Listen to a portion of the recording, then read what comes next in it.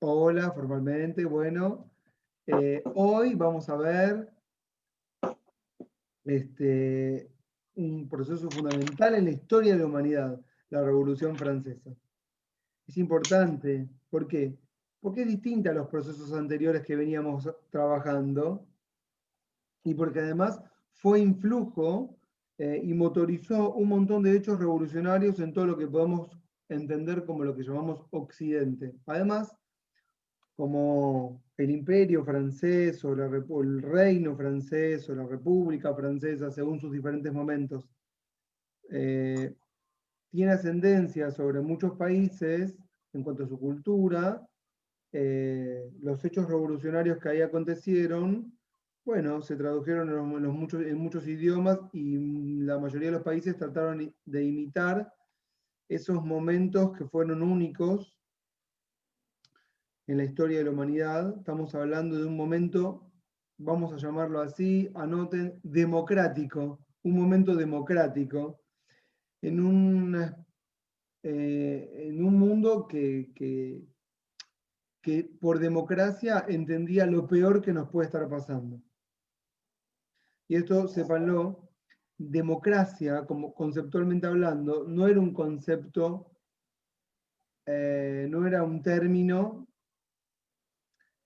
bien, con buena reputación. Un gobierno democrático era un gobierno de las mayorías para las mayorías. Un gobierno corrupto era un gobierno democrático. Siempre se basaban, cuando se hablaba de las formas diferentes de gobierno, en la tipología de Aristóteles. Parece muy tirado de los pelos, porque Aristóteles es muy viejo, pero esa era la concepción en ese momento. Entonces, hablar de democracia era hablar de un gobierno de mayorías para las mayorías, pero no mayorías ilustradas, mayorías bárbaras. Era como si estuviésemos hablando de un gobierno de salvajes, ¿comprenden?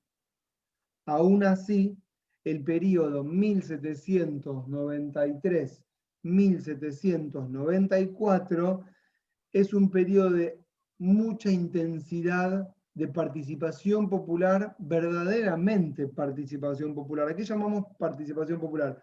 Protestas masivas, eh, em, edificios públicos ocupados, manifestaciones constantes, revueltas, ¿sí? Tomas de castillos, incendios, ¿sí? Asambleas populares, clubes políticos, manifiestos pintadas en las calles. ¿Siguen todo esto que estoy diciendo? Era un momento de completa ebullición política. Y bueno, entonces no, duró poco, porque bueno, el poder no le interesa a los gobiernos populares. Y cuando digo el poder, me refiero a los sectores eh, privilegiados. Los sectores privilegiados de siempre, desde ese entonces, y los de ahora son los mismos, que detestan la democracia, ¿sí? Y todo lo que tenga que ver con los derechos populares.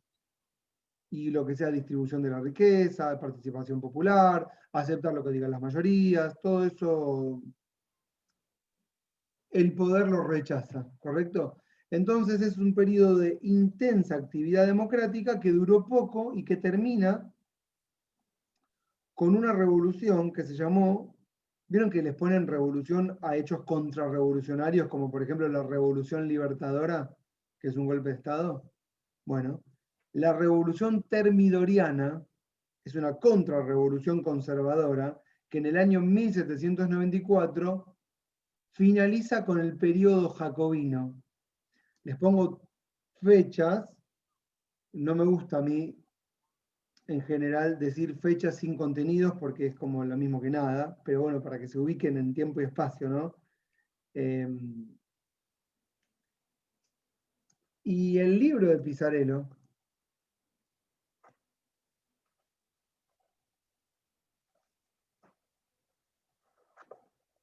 se llama, bien, la pantalla ustedes la ven derecho o al revés. Derecho. Bien, se llama Un largo termidor, ¿ven ahí? Más allá de que la bajada es Historia y crítica del constitucionalismo antidemocrático, el termidor, un largo termidor, es porque justamente el nombre de todo el libro hace referencia al padecimiento de los sectores populares que después del golpe termidoriano tienen que soportar constantemente los privilegios de algunos en nombre de una constitución de todos.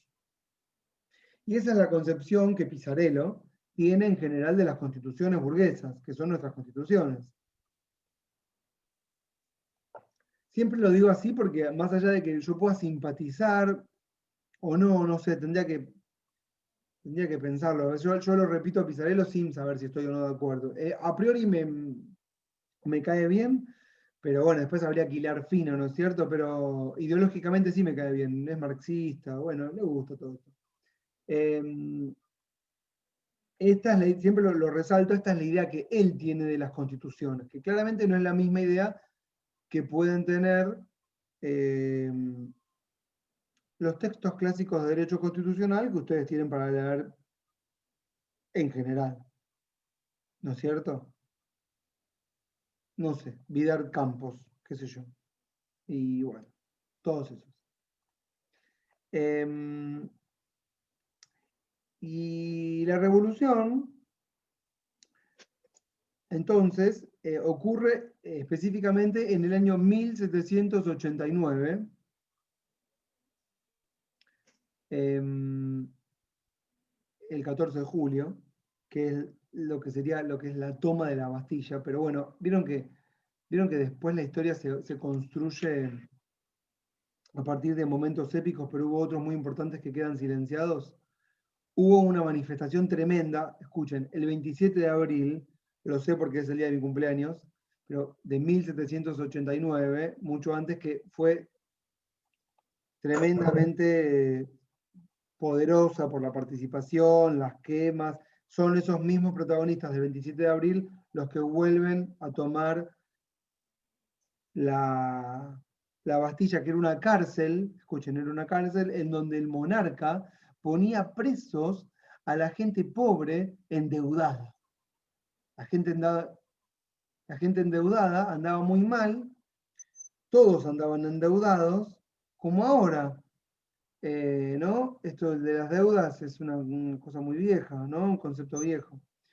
Y bueno, a los pobres endeudados los aprisionaban si desarrollaban actos de violencia, de agitación.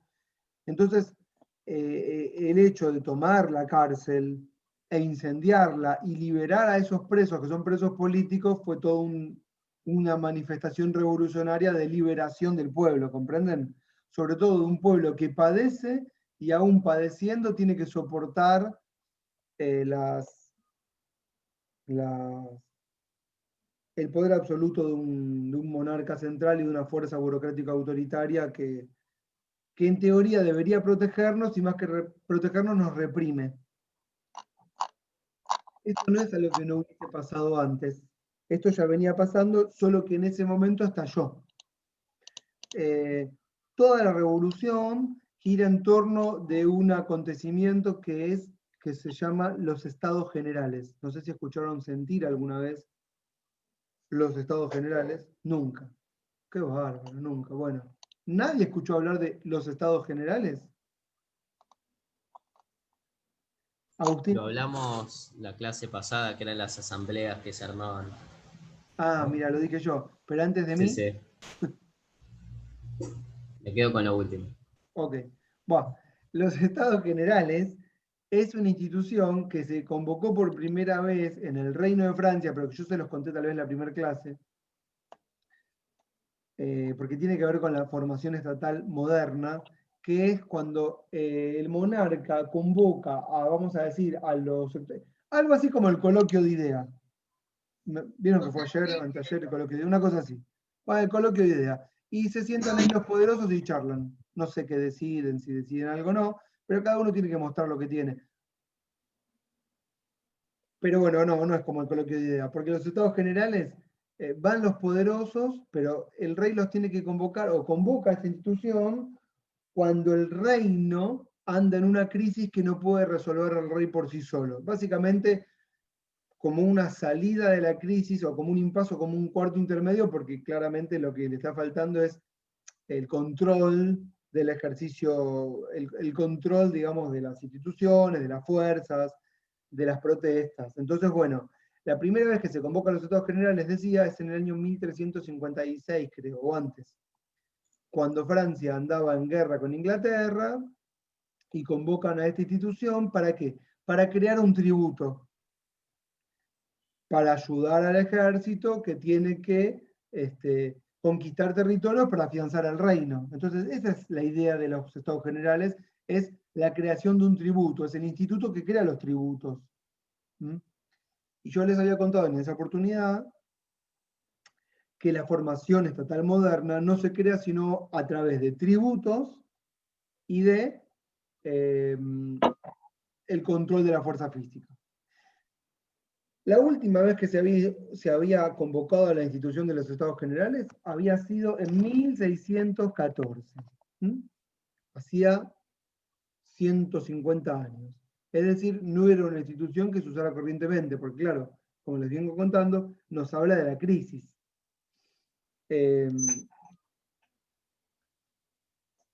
Y en el marco de esta convocatoria es que se van a desarrollar los acontecimientos revolucionarios que van a continuar hasta la asunción de Napoleón, el gran conquistador, en el año 1799. Es decir, que tenemos un periodo revolucionario que, como todos los periodos revolucionarios, terminan en los estados burocráticos autoritarios, que va de 1789 a 1799. Ustedes pueden tomar nota si quieren. Y en el medio de este proceso tenemos la Declaración Universal de los Derechos del Hombre y del Ciudadano, en agosto de 1789, la toma de la Bastilla, que es en julio, el 14 de julio, escuchen esto que voy a decir ahora, la creación de la Asamblea Nacional, que es como un parlamento de iguales, este es un concepto muy importante, que se da el 20 de junio, Junio, el 20 de junio de 1789, todo es en periodo mundial, se dan cuenta, ¿no? Junio es el mundial. Junio, julio. No, porque aparte vieron estas fechas, 24 de junio, 20 de junio, me acuerdo, es Maradona, el gol a los ingleses, el gol a no sé quién, el gol de Caña a Brasil, bueno. Me distraigo con las fechas. Y después tenemos, perdón, 1791, escuchen, 1791, yo les digo todo esto para que los ubico en el tiempo y después sigo explicando. La primera constitución y la declaración de la República y el aguillotinamiento del rey, 1791. 1793, la Constitución jacobina y el inicio del periodo democrático, que va a durar hasta 1794. Ustedes no van a leer periodo democrático, van a leer periodo del terror, porque al periodo jacobino se lo llama el periodo del terror, ¿sí? Por eso, y por eso Pizarello hace este juego de palabras, porque dice el terror no es el de los jacobinos, el terror es el de los trabajadores que tienen que soportar lo que vino después. 1794, Revolución Termidoriana, 1795, la Constitución aristocrática elitista que va a tener vigencia como contrarrevolucionaria hasta el ascenso de Napoleón y la creación del imperio. ¿Se entendió todo esto que estoy diciendo de fechas? Ahora vamos a llenar de contenido todo esto en la medida de lo posible. Y Napoleón va a continuar en el poder, va a conquistar un montón de países, va a generar un montón de revoluciones, levantamientos. Napoleón va a cambiar el mapa del mundo, ¿no? Y va a continuar hasta 1815. no sé si sabían, que se exilia en una isla que es la isla de Córcega. Y no sé si se muere ahí. Y bueno, más no les voy a contar porque me voy a la mierda, pero podía seguir, 1830, 1848, 1870, bueno, todo lo que pasó, pasó de todo. Bueno, ¿cuáles son las fuentes de la clase? Las fuentes, por supuesto, es el libro de Pizarello, que les dejé para leer, que es el mismo que tienen siempre. Yo tengo una biografía de Robespierre. Miren, acá está Robespierre. ¿Lo ven? No es tan lindo. Robespierre. ¿Correcto? Tengo este libro que me encanta, que se llama, está en francés, ¿no? Se llama 30 de febrero y, y otras curiosidades de la medición del tiempo. Este me encanta porque cuenta historias del tiempo, pero acá les quiero contar la historia del calendario francés de la Revolución. Todo esto se lleva tiempo, yo podía estar 15 clases con esto. Este que es súper interesante, se llama Por la voluntad del pueblo. ¿Mm? Lo tengo en francés, pero lo escribió un americano que se llama Timothy Tackett. Por la voluntad del pueblo, más abajo dice, les parafraseo, cómo los diputados de 1789 devinieron revolucionarios. Es decir, ¿cómo puede ser que gente bien, vamos a llamarla, ahí están, gente bien, de repente, en un año, adentro del palacio, se hicieron revolucionarios? ¿Qué pasó en el medio? Lo que el tipo hace es muy interesante, estudia todas las cartas que, es un sociólogo, todas las cartas que los miembros de la, ¿cómo se llama? De los estados generales le enviaban a sus familiares mientras estaban en la asamblea de los estados generales y les contaban a su familia lo que sentían. Entonces el autor, ¿qué hace?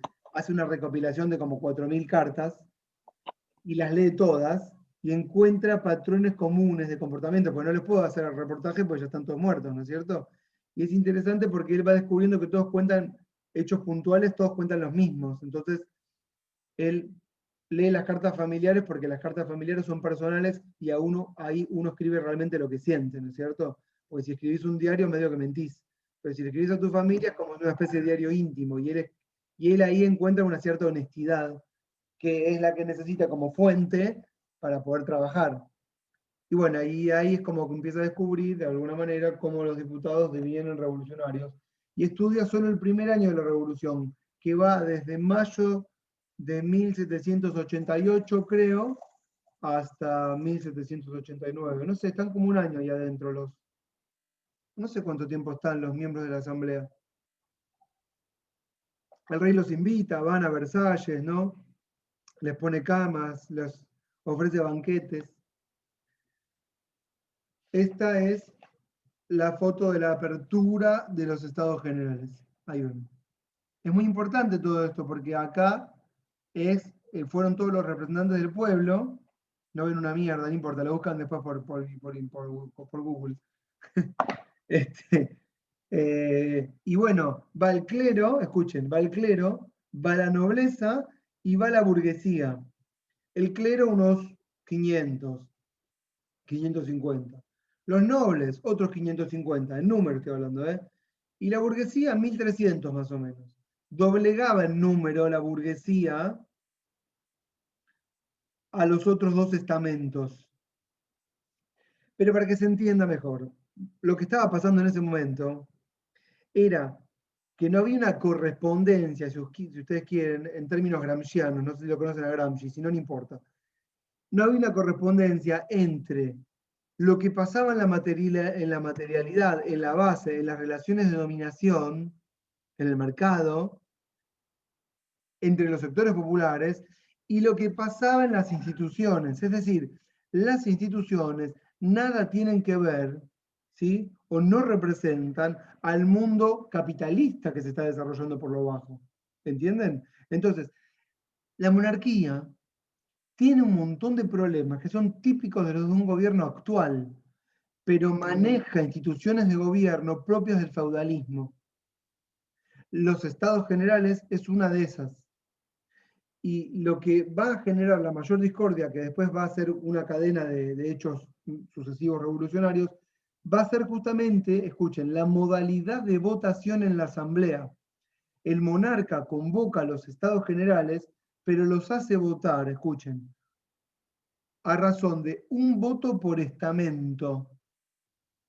Es decir, un voto para el clero, un voto para la nobleza y un voto para la burguesía. ¿Y qué pretende la burguesía? Que el voto sea individual, un voto por persona, que es algo que hoy nosotros consideramos totalmente natural, pero era algo que el monarca no iba a ceder, porque justamente esta era una institución feudal, no una institución moderna en la que hay un parlamento, entre comillas, vamos a decir, de iguales, ¿correcto? Y en la que cada voto vale uno. Además, otra diferencia muy importante, me metí con esto, no quería empezar con esto, pero me metí con esto, ya fue, no importa. Después igual, mis clases son como, viste, hay que poner el carro en movimiento y los melones se acomodan solos. Yo arranco y después los temas van surgiendo. Bueno, otro detalle súper interesante de esta asamblea de la que les estoy hablando es que la burguesía eligió a sus miembros de manera democrática, es decir, a través del sufragio. No se imaginen un sufragio popular, pero sí sufragio. ¿Mm? Es decir, de cada región de Francia, ¿sí? Asistía un miembro algunos miembros, digamos, de los parlamentos burgueses. Les conté que había pequeños parlamentos, ¿no? Cuando desaparecía el señor feudal, en esa ciudad se creaba un parlamento. Entonces, toda la ciudad tenía sus parlamentos. La burguesía está representada en los parlamentos, que lo llamamos la Casa de la Burguesía. Se los conté la vez pasada con el temita de Estados Unidos, ¿se acuerdan? La Casa de los Burgueses de Virginia, por ejemplo. Creo que se los conté. Y si no, escuchen la clase anterior. Entonces ellos hacen una práctica de sufragio, de elección asamblearia. En cambio, los nobles y el clero no son elegidos popularmente, ni indirectamente, ni nada. Digamos, van por sus títulos, o no sé, no van por elección popular.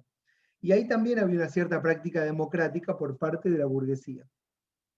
Ahora bien, dos cosas de acá que me derivan. Una, la burguesía tampoco representa al pueblo. Es decir, la burguesía son ricos anoblecidos. La clase que ya se llama anoblí. ¿Qué significa anoblecidos? Significa que compran títulos nobiliarios, ¿correcto? Pero no son pueblo.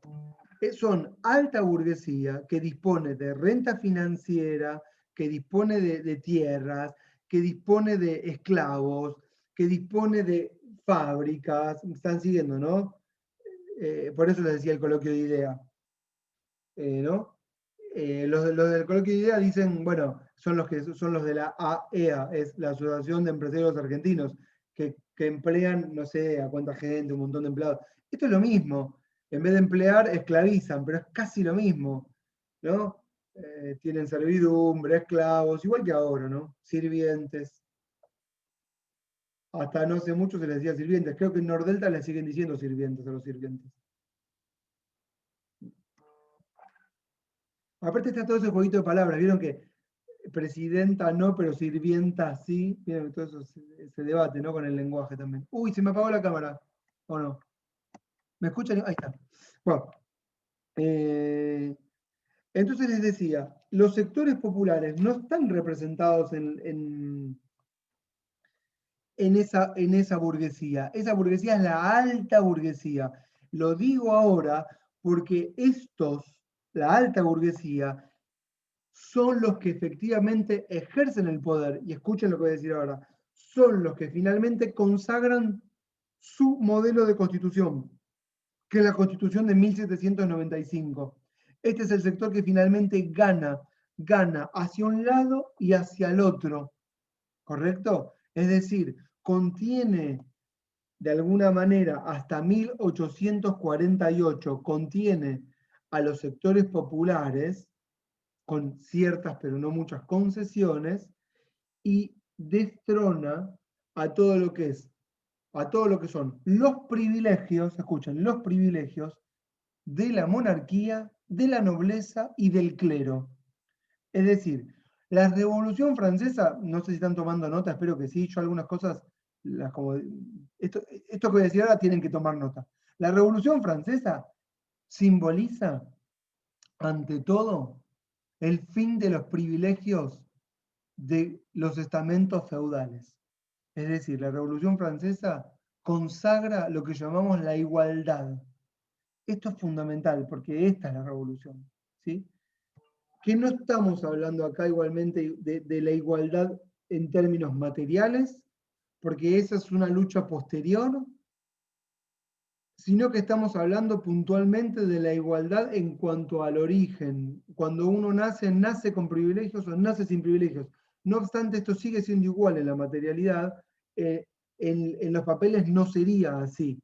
Pero en ese entonces sí era así. El que tenía privilegios, tenía privilegios. Y la clase privilegiada, no está bien decir clase, los estamentos privilegiados eran, escuchen lo que voy a decir ahora, el 4% de toda la población. Y el reino tenía como 25 millones de habitantes. Y solo el 4% eran los privilegiados, el clero y la nobleza. Y este clero y esta nobleza, ¿qué privilegios tienen por sobre todas las cosas? El más importante de todos. No pagan impuestos. Muy bien, Jonathan. No pagan impuestos. Ese es el privilegio. No pagan impuestos. Y además, les cuento, son todos prestamistas de la monarquía absoluta. Todos. Así como les digo. Es decir, la monarquía absoluta, ¿qué hacía? Y acá me voy a meter, ya está. Cuando dije esto me metí en el quilombo económico, pero hay que decirlo. La monarquía absoluta está gobernando. Ustedes no piensen en una monarquía absoluta como un... Piensen en un gobierno como el de hoy, ¿correcto? Tal cual hoy, solo que no tiene ministro de Economía, lo cual, bueno, puede ser bueno o malo según qué ministro. Por ejemplo, si le ponen a Prat Guy, mejor no tener ministro, pero pueden tener buenos ministros. Pero vamos a decir que no tiene ministro, porque tampoco hay política económica. Recién Smith y Ricardo están escribiendo y tal vez algunos no saben ni leer, incluido el monarca, no sé. Entonces, ¿qué hace el monarca? El monarca gobierna, ¿correcto? ¿Cómo gobierna? Con un poco de asistencialismo, ya lo hablamos esto, pero lo vuelvo a repetir, y otro poco, bastante en realidad, de represión. Mucha represión, algo de asistencialismo, ¿correcto? Necesita financiarse. ¿A quién le cobra impuestos? A la burguesía. ¿Quién no paga impuestos? Los privilegiados.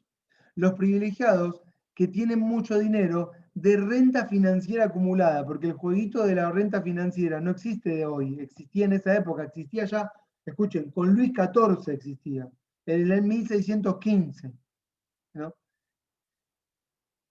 El reino tiene cada vez más gastos. ¿Por qué? Y bueno, la represión cuesta caro, ¿correcto? La asistencia cuesta caro, mantener a los ejércitos cuesta caro. ¿Qué significa cuesta caro?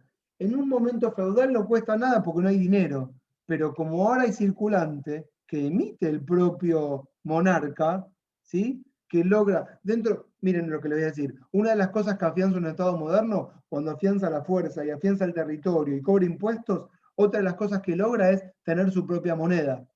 En un momento hay muchas monedas circulando, pero cuando el rey va conquistando territorios, va eliminando las monedas de los feudales para que haya una sola moneda de curso legal, que es la que tiene la carita del rey. Ustedes saben que cuando alguien se vuelve poderoso, ¿qué hace? Crea su propia moneda, ¿o no? ¿Qué hace, por ejemplo, el señor Ledesma en los ingenios Ledesma? Blaquier, ¿qué hace? Pone un almacén y le da ticket vale a sus esclavos en el norte, en los ingenios en Tucumán, para que compren solo su almacén y gastan un paquete de yerba a todo el sueldo. Eso es muy común. Menem lo oficializó con los tickets canasta. No sé si saben, y si no, lean un poco de eso. Entonces, cada uno cuando se siente poderoso, crea su propia moneda, ¿no? Cuando un gobernador anda mal, crea su bono, su vale, el patacón, por ejemplo. Bueno, el rey emite moneda, pero cuando la política económica empieza a desarrollarse, si la moneda no tiene respaldo, ¿correcto? Si la moneda de respaldo no funciona, los que tienen el oro son los privilegiados, empiezan a prestar y se empieza a hacer como una especie de bola.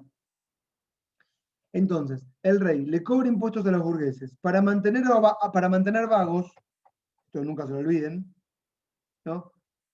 Ustedes entienden lo que yo quiero decir cuando digo mantener vagos, más allá de su ideología. Entonces empieza, con nuestros impuestos estamos manteniendo vagos. ¿Qué es vagos? Todo el cinturón del conurbano que vive alrededor del reino, que son los sirvientes de la clase privilegiada, que se están muriendo de hambre, y si no los reprimimos, los tenemos que dar algo.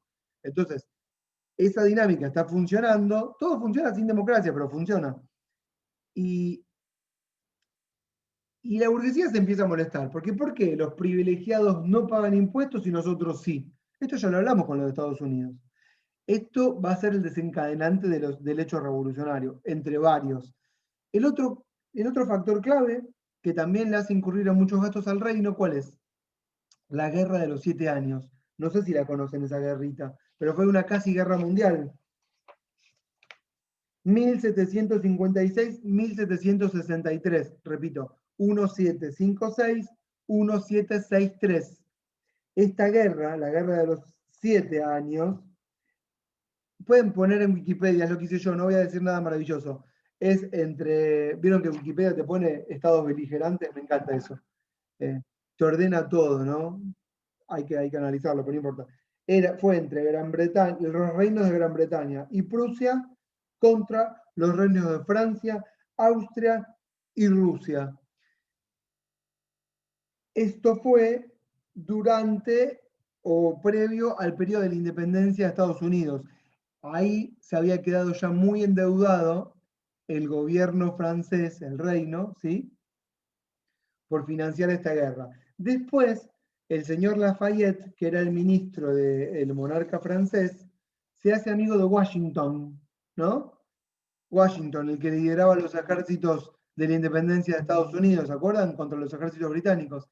¿Y qué hace Lafayette? Le dice al monarca, vamos a asistir a Washington en independencia contra nuestros enemigos que nos acaban de derrotar en la guerra de los 7 años. Y el Estado francés se endeuda más para ayudar a sus amigos. Vieron que les mandan la Estatua de la Libertad y qué sé yo, son amigos, Francia y Estados Unidos. El reino termina completamente endeudado, ¿sí? Al mismo tiempo que está completamente endeudado, ya venía de represiones sucesivas. Lo de que ya les había contado de la Bastilla venía ocurriendo con continuidad. Yo acá tenía el fragmento de un señor que había sido un 1775. Como ya vi que son las 7:15 y no voy a llegar ni a decir nada de lo que tenía que... Qué grande, Patricio, ahí con tu nene. Ya estuvo la vez pasada tu nene, ¿o no? No pasa nada, yo estoy en la misma, los míos son un poco más grandes. Sí, perdón, tengo 2, así que no puedo. ¿Qué edad tiene este, Patricio? Y cumple 8 meses. Qué lindo, Hoy cumple. mira. Y ¿Cuándo después hoy? tengo que venir, feliz. A ver, ahí está el otro, mira. Una pausa. Vení, dale, vení. Le da vergüenza. Vení, dale. Y esta de... Te corto, ¿cuánto tiene? Esta 2 años. 2 años, mirá. Estás hasta las manos, ¿eh?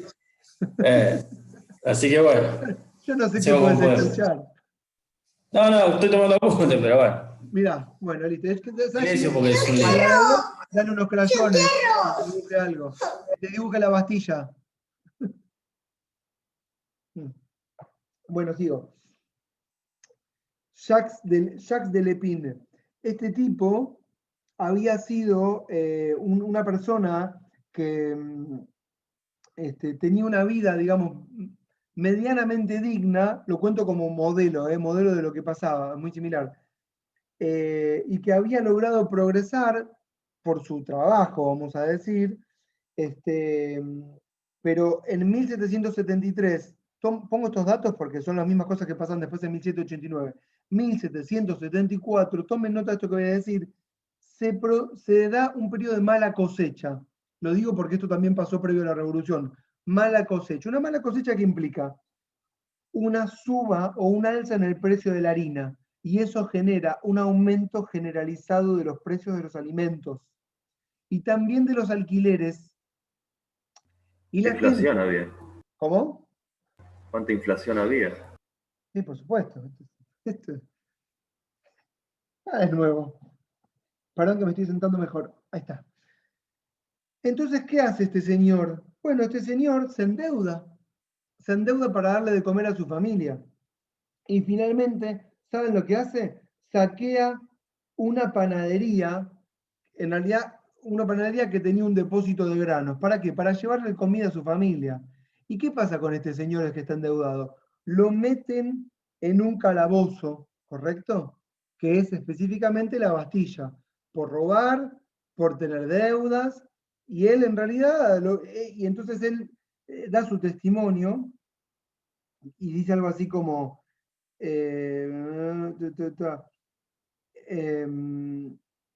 lo tengo en francés, perdón, la puta madre. Dice, está encerrado en la Bastilla por haber participado en una revuelta, y él le escribe, le escribe al general de policía que está ahí como carcelario, ¿no? Y le explica cuál fue su accionar, y le dice, tengo 7 hijos pequeños, vos tenés 2, Patricio, estoy lleno de deudas, le dice, y lo único que tengo son mis brazos como capital de trabajo. No tengo más que mis manos para trabajar.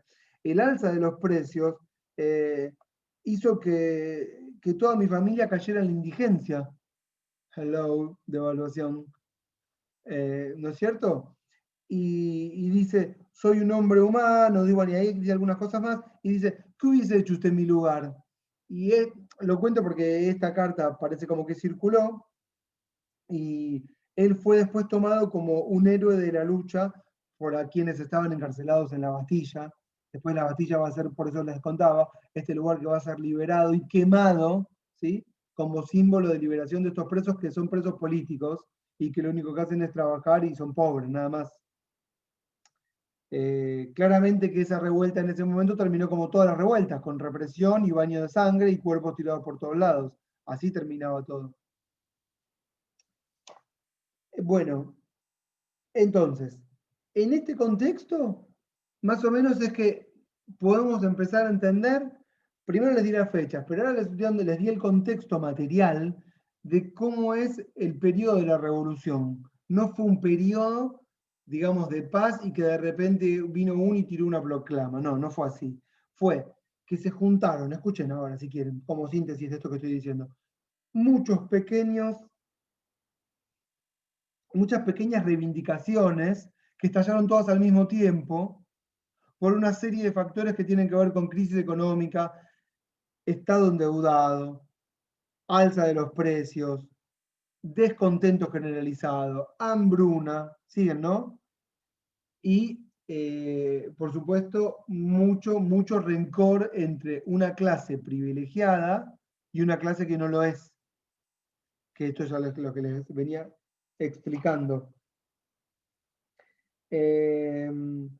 Entre 1788, decía, y 1789, entonces se produce esta otra vez mala recolección de granos y eso se vuelve a dar el mismo circuito de alza de precios y de indigencia.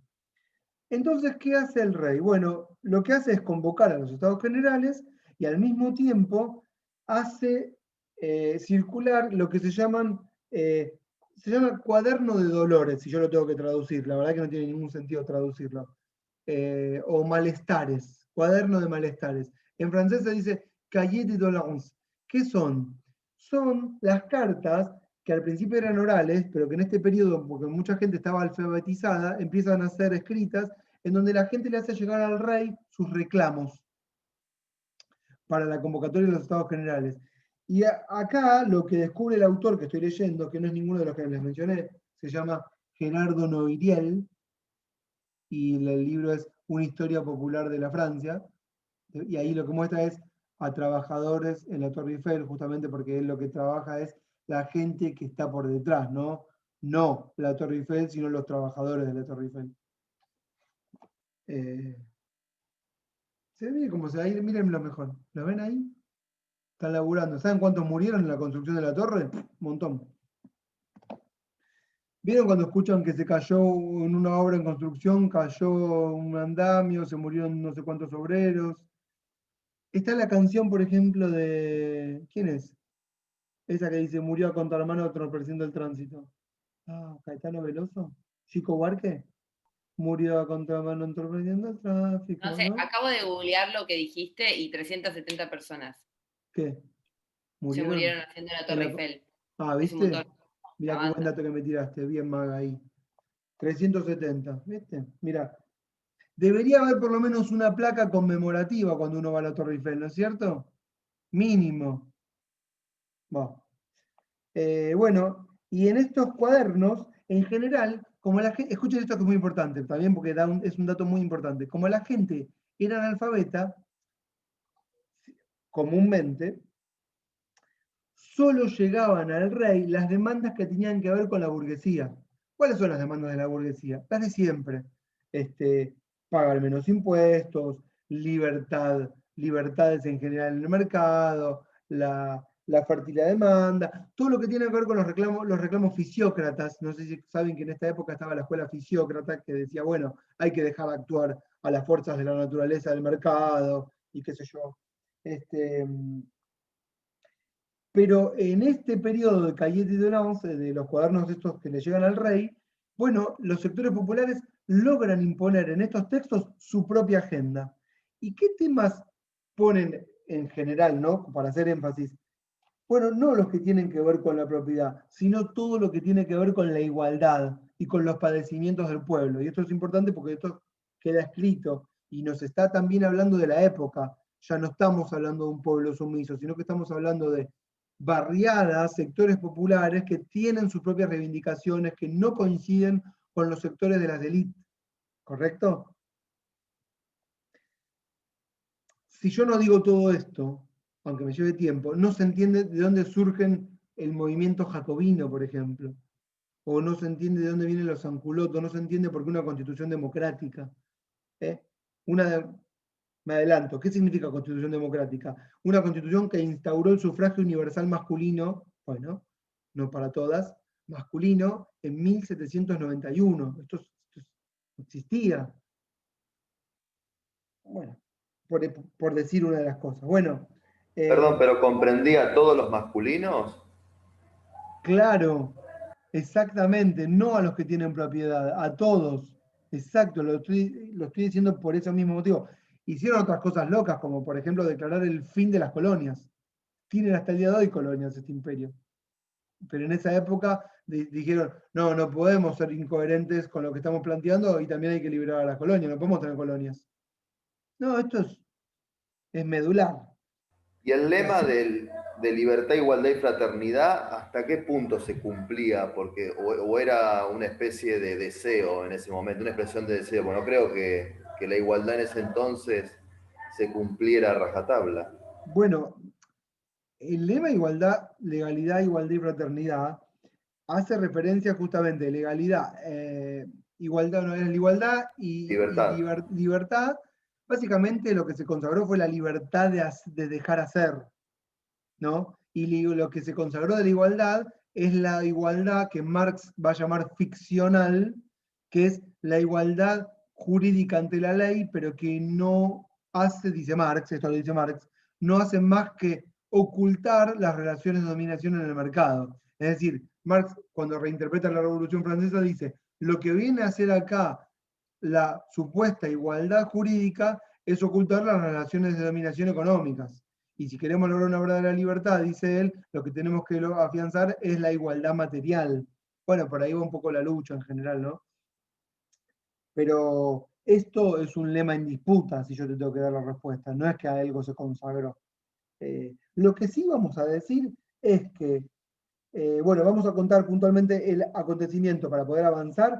En 1789, entonces, se convoca a los Estados Generales y después de estar mucho tiempo ahí adentro, lo que termina ocurriendo es que nunca se ponen de acuerdo entre la burguesía, el clero y la nobleza. Ya les conté que el pueblo no está representado en esa burguesía, pero aún así, el 20 de junio de 1789, en el interior de la asamblea se firma un juramento que se llama el juramento de la sala del juego de la manzana. Parece una cosa así, pero justamente es que hay un juego que se llama el juego de la manzana y se juega en una sala y en esa sala se declara deciden, por llamarlo de alguna manera, crear una asamblea de iguales, la burguesía, y abandonar los estados generales. Es decir, la burguesía dice, ¿saben qué? No vamos a estar más participando de los estados generales y a partir de ahora vamos a crear una nueva asamblea. En esta asamblea de iguales, es decir, una persona, un voto, es la que va a tomar las decisiones a partir de ahora. E invitan estos burgueses, que se llama el tercer estado, a los otros miembros de los estados generales a participar de dicha asamblea. Este es un hecho revolucionario muy importante. ¿Por qué? Porque están creando un nuevo órgano de gobierno. Y no cualquiera, el Parlamento, que es el símbolo de la República, ¿entienden? Y más allá de que hoy sepamos que el Parlamento no gobierna, simbólicamente es el representante del pueblo, o pretende serlo. Después está todo el tema del debate de dónde reside la soberanía, si en el pueblo, si en el Parlamento, si en la Constitución, bueno, no lo vamos a hablar ahora, pero en todas las constituciones del mundo, el primer órgano que aparece es el Parlamento. Y más allá de que sabemos que el Parlamento no gobierna, esto no hace falta que explique. Yo sé que a las abogadas y a los abogados les genera mucho problema cuando uno dice esto, pero la ciencia política ya avanzó bastante respecto a este punto. Ya sabemos que no gobierna el Parlamento hace mucho tiempo. De todas maneras, eso Bueno, que estás diciendo vos en ese momento se trataba de estar gestándose la división de poderes. no, se está haciendo en este momento, exactamente. Por Es lo que eso, están haciendo. claro. Están instaurando un modelo de gobierno que nosotros después llamamos gobierno republicano con división funcional de poderes, que ahora voy a decir algo que se van a sorprender, no deberían, que la ciencia política dejó atrás hace muchísimos años, pero que en la Facultad de Derecho nadie se enteró y todavía siguen viviendo en el 1770 más o menos. A veces yo me río porque digo, no sé ya ni cómo explicarlo, es una cosa de loco, pero bueno, no existe la división de poderes, ¿no? Esto fue en esta época para esta época, fin. Esto se terminó a los 10 años, no existió nunca.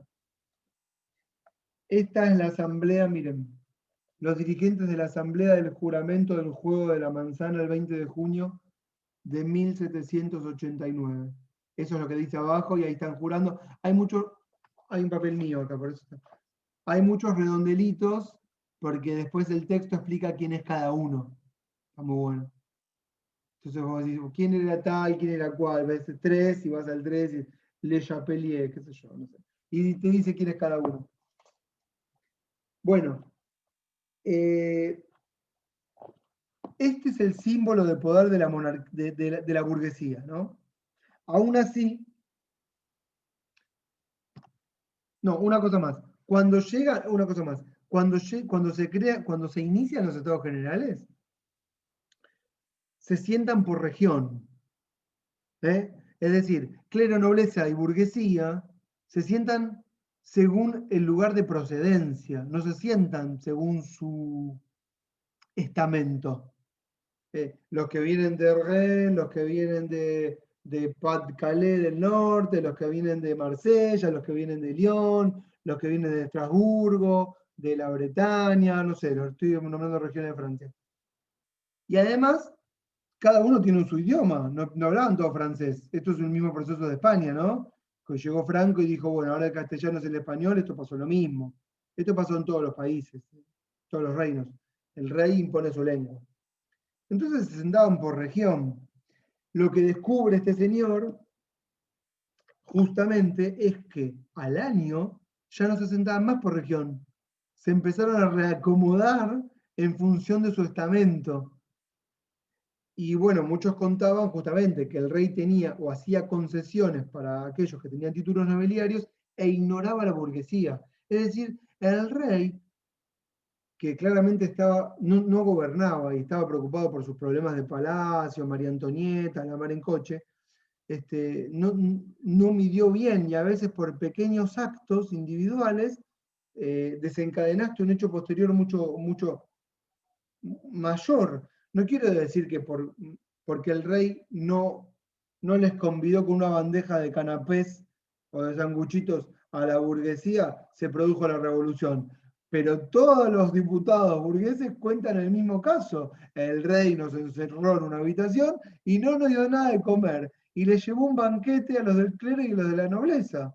Todos cuentan lo mismo. ¿Y ahí qué les pasó? Se empezaron a sentir, escuchen lo que voy a decir ahora que es fundamental, empezaron a sentir una especie de identidad de clase, en términos de Marx. Que somos distintos. Este tipo no nos está tratando igual. Ya bastante con que ellos no pagan impuestos, ellos votan por estamento, somos 1.300. Si el título, ¿saben dónde me lo meto el título? Eso es lo que piensan. No lo dicen, porque si ellos no pueden comprar el título, ¿pero para qué me sirve el título? ¿Para ir a una fiesta y decir, yo tengo el título? No me sirve de nada. Entonces ahí, y se van como encolerizando. Está, ¿no?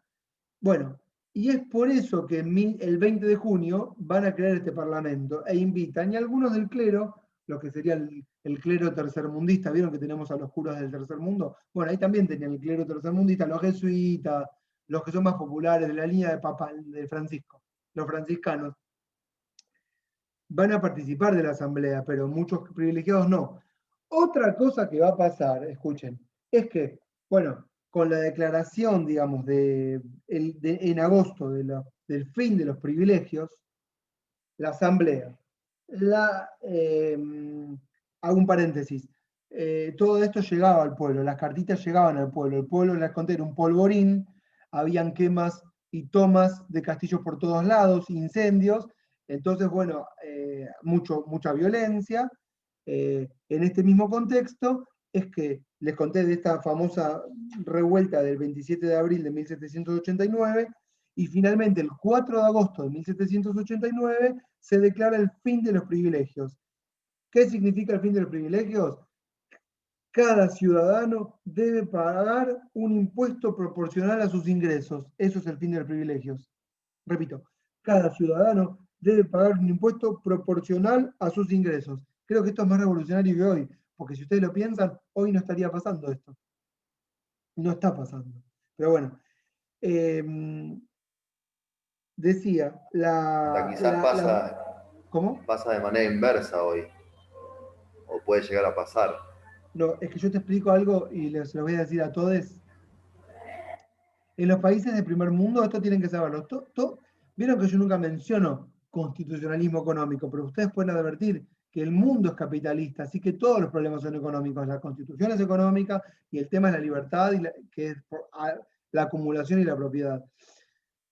En los países que llamamos de primer mundo, que son los países desarrollados o que en los 70 llamamos imperialistas, o los de Occidente, llámenlos como quieran, que viven de los servicios de la deuda que pagan los de tercer mundo, en esos países el 65-70% de la recaudación es impuesto a las ganancias. Y esos impuestos son los famosos impuestos progresivos. En el resto de los países del mundo, es decir, en 150 países de los 200 que tenemos, y estoy siendo generoso, el 70% de la recaudación son impuestos regresivos e indirectos, como nosotros sabemos el IVA. ¿Por qué? Porque todos pagan lo mismo independientemente de sus ingresos. En ese momento, cuando la burguesía consagra esta idea de que cada uno paga un impuesto proporcional a sus ingresos, es porque los privilegiados, que eran un 4% de la población, que es el clero y la nobleza, no pagaban nada y eran los más ricos. Ellos en realidad no estaban pensando que los pobres iban a pagar impuestos, porque los pobres no tenían un peso. Y además ni siquiera eran considerados ciudadanos, ni siquiera eran considerados en muchos casos personas. No eran, miren, voy a exagerar, pero bueno, lo voy a decir, no eran considerados humanos. En términos de Aristóteles, un esclavo es un brazo de tu cuerpo, que tiene una racionalidad limitada, que solamente tiene una racionalidad que le permite recibir órdenes y acatarlas, pero no puede pensar mucho más. Y eso piensan del conjunto de la población. ¿Mm? Eso pensaban. Para que nos demos una idea, porque si no, no estamos entendiendo de qué estamos hablando. Bueno, entonces cuando consagran esta idea es que paguen los privilegiados, que no están pagando nada, nosotros ya estamos pagando un montón. Ahora después, que la élite gobernante haya avanzado y quiera no pagar nada y digan a través de sus voceros económicos que los impuestos son distorsivos y que hay que dejar acumular para que todos crezcamos, este es un invento muy posterior porque son muy poderosos. Pero en ese momento no eran tan poderosos, en ese momento los poderosos eran el clero y la nobleza. Y ellos ejercían un poder material, pero no institucional. Y eso fue lo que consagraron después. Están siguiendo esta línea, ¿no? De razonamiento. Bien.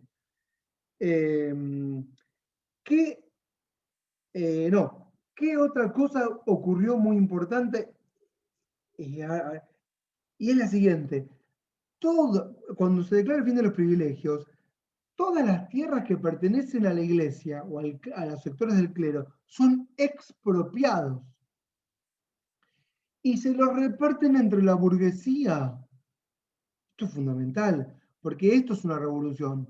Una revolución es una recomposición de la tierra y una recomposición de la carga tributaria y una creación de un nuevo órgano de gobierno. Esto es una revolución.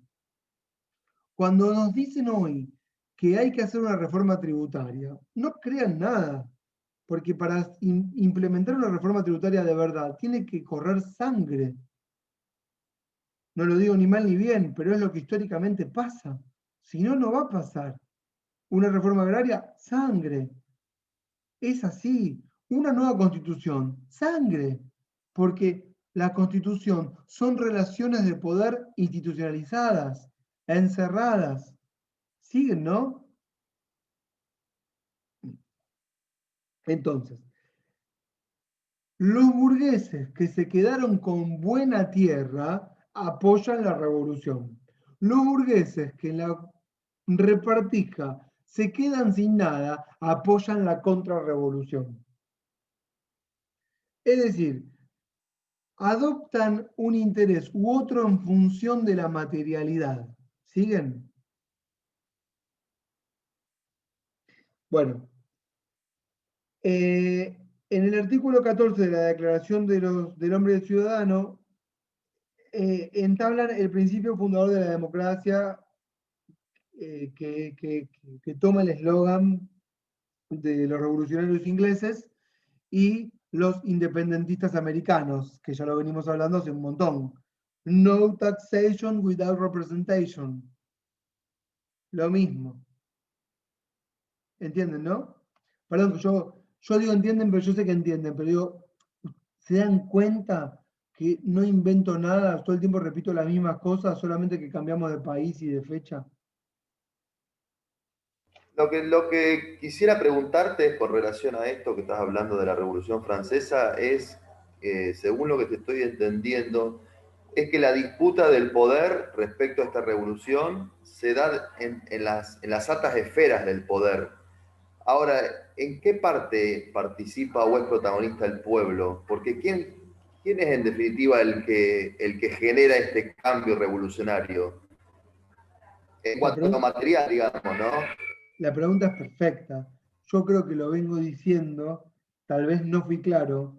Es cierto que todavía no llegué al capítulo que yo me voy a quedar para la clase siguiente de los jacobinos, pero viste que te leí la revuelta y este señor que en 1775 lo meten preso y había participado en una revuelta. Durante todo el periodo de Luis XIV y Luis XV y Luis XVI, no, y Luis XV, 1600, 1789, hubo revueltas todo el tiempo. Hubo mártires todo el tiempo. Todos estos, lamentablemente, no tenemos muchas veces. Yo podría igual detenerme en algunos casos puntuales, como 1700, 1525, 1573, grandes revueltas populares, grandes masacres.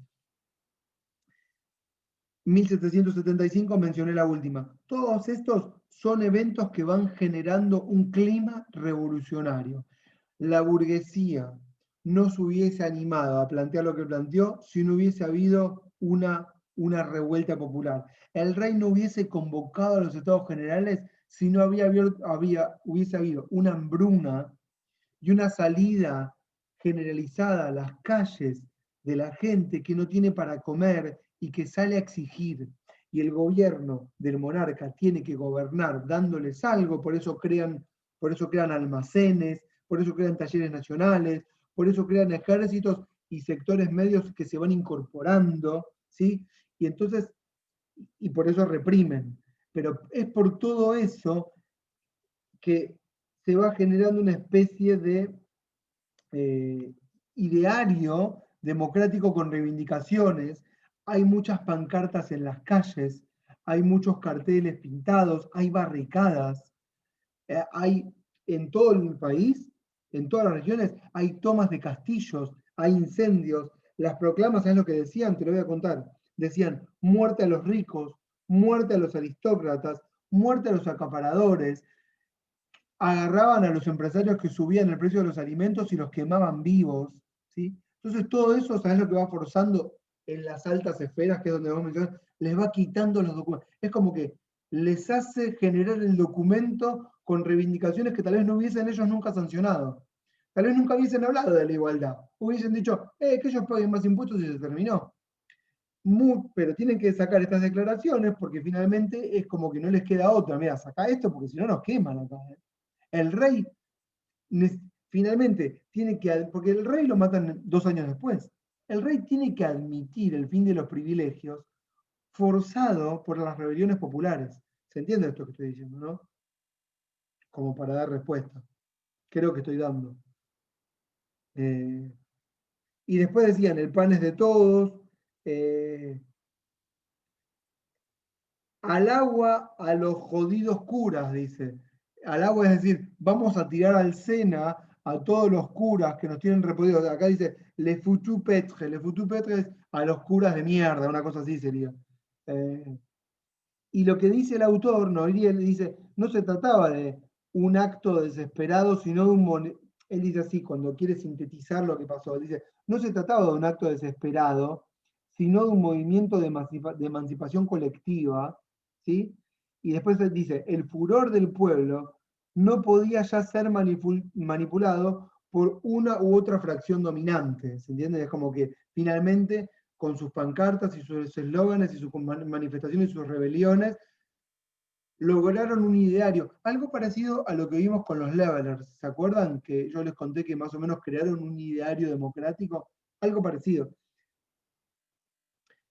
¿Qué hora es? -4. Bueno, es a partir de todo esto, bueno, que se va, les quería contar cómo se reconfiguró el nuevo sistema impositivo. Se los quiero mencionar porque antes los impuestos eran de un tipo, pero a partir de la revolución se crea un nuevo sistema distributivo, lo que sería para nosotros una reforma tributaria, con 5 grandes impuestos. Hay uno que lo eliminan, pero que después lo vuelven a poner y se los quiero mencionar. El primer impuesto es el impuesto a la contribución personal y mobiliaria, se llama, de bienes, que es un impuesto a los bienes y a la industria y a la renta. Lo que hoy sería un impuesto a las ganancias y a los bienes personales. Se instaura por primera vez en la revolución. Piensen que esto es revolucionario porque entonces todos los sectores privilegiados, que son solo el 4% de la población, va a tener que pagar impuestos. Y va a tener que sostener también al reino. Luego, la contribución sobre la tierra, se llama foncière, que es, bueno, a los propietarios de la tierra. Un impuesto que pagaban o que taxaba, digamos, esta no la entiendo, no se las menciono porque no la entiendo y si no la entiendo no la puedo decir. Y hay un impuesto a las puertas y ventanas. Este sinceramente no sé qué es. Contribución sobre las puertas y las ventanas. Honestamente no sé de qué habla, no sé a qué haría referencia. Y después había un quinto impuesto que... Ah, no, es este. Es un impuesto que se llama... Es como un impuesto de aduanas internas. Esto lo quiero mencionar. Los municipios tenían hago así y no sé, no me sale la palabra. Por el tránsito de la mercadería, cobraban un impuesto al ingreso y al egreso. Esa era la forma que tenían las autoridades municipales, no estoy hablando de la burguesía local, sino de la autoridad de la región, de sostener su propio gobierno local. Y esto es un impuesto que originariamente los sectores de la burguesía logran que se elimine, lo que sería para nosotros eliminar las aduanas internas, pero que después se restableció. ¿Por qué? Porque si no, no tenían forma de sostenerse. Y va a durar, escuchen, de 1789 hasta 1914, en el que finalmente sí lo van a eliminar para consolidar. Miren cuánto les tardó, lo que a nosotros bueno, nos llevó las guerras, digamos, entre unitarios y federales. Básicamente está ahí el problema. A ellos les llevó hasta 1914, en la Primera Guerra Mundial, en donde finalmente eliminan ese impuesto, pero logran una nueva reorganización impositiva en el conjunto de lo que va a ser la República Francesa. Y también, ¿saben lo que lograron? Que el pueblo, a través del Parlamento, eligiera a los recaudadores tributarios, a los agentes de lo que serían los funcionarios de la FIP hoy. Porque, ¿qué pasaba? Los ponía el rey. Yo no sé si les conté, el oficio de recaudador de impuestos era un oficio temible, porque al que recaudaba impuestos lo mataban cuando llegaba. Era, sí, cuando llega el recaudador de impuestos, lo matan. Entonces, era una profesión de vértigo y claramente cuando recaudaban, se quedaban con una parte de la recaudación, porque era un trabajo de alto riesgo. Después con el tiempo y en las ciudades se va como normalizando la actividad hasta que uno entendió que hay que pagar los impuestos y que los impuestos vuelven de alguna forma al pueblo, ¿no es cierto? Pero bueno, eran sanguinarios también, ¿no? Los recaudadores impositivos. Bueno, una de las cosas que logran es, en la revolución, es que los recaudadores impositivos también sean nombrados por el propio parlamento asambleario. ¿Hay alguien que quiere entrar sobre el final? La vamos a dejar, se llama Cintia. Ahí va a entrar. Yo veo a la gente que entra y sale. Ven, ahí llegó Cintia. Igual llegó para los 10 minutos finales. Cintia, llegaste para el cóctel. Ahora brindamos. Perdón, recién termino. Después escuchás los otros hora y 20 minutos pero te quedan 10 minutos, aprovechalos. Obvio. Gracias por venir. Gracias totales. Gracias por venir. Bueno, para ir terminando en realidad. En 1791, la revolución continuó. ¿Por qué continuó? Continuó porque el pueblo, como yo les decía, continuó con actos revolucionarios porque no se conformaba con lo que había conseguido, ¿correcto? Aparece un tipo que se llama Sieyès, que lo deben conocer, se escribe S-I-E-Y-E-S, pero la segunda E es con acento aigu, que sería para el otro lado. Este tipo aparece en todos los manuales de derecho constitucional porque es el que inventa el concepto de nación y de ciudadanía, y es el que separa entre poder constituyente y poder constituido. Y es, escuchen lo que les voy a contar ahora, el intelectual de la primer constitución de la República Francesa del año 1791. Y mientras les digo esto, me voy acordando que hay 1000 cosas que no dije. Esperen, no voy a decir esto, voy a decir otra cosa en estos 10 minutos que me quedan y ya. Sepan que todo lo que dije, no hay nada de todo lo que dije en el libro de Pizarello, pero no importa, es un complemento lo que yo hago. Pero les voy a decir algo que dice Pizarello que es re importante. ¿Quiénes son los intelectuales? Perdón, miren en qué momento lo digo. ¿Quiénes son los intelectuales que de alguna manera le dan también contenido a la Revolución Francesa? Bueno, uno es Rousseau, ya lo menciono porque no hay más tiempo. Rousseau, Jean-Jacques Rousseau. Lo tienen de... A ver. Esperen que traigo.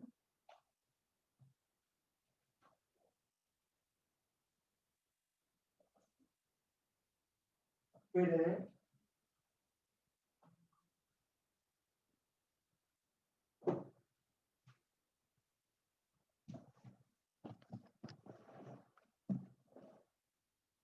Mírenlo.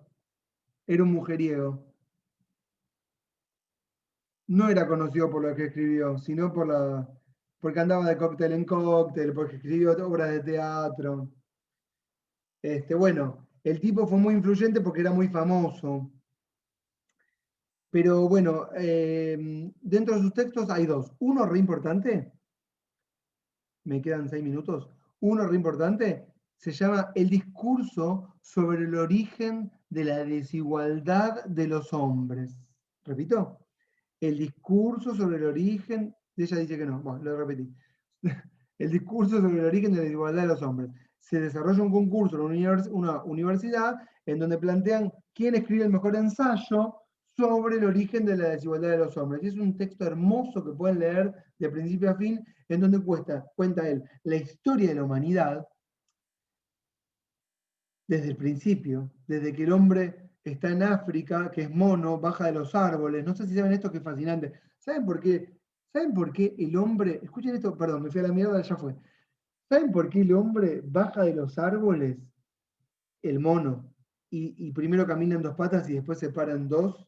Esto es en el norte de África.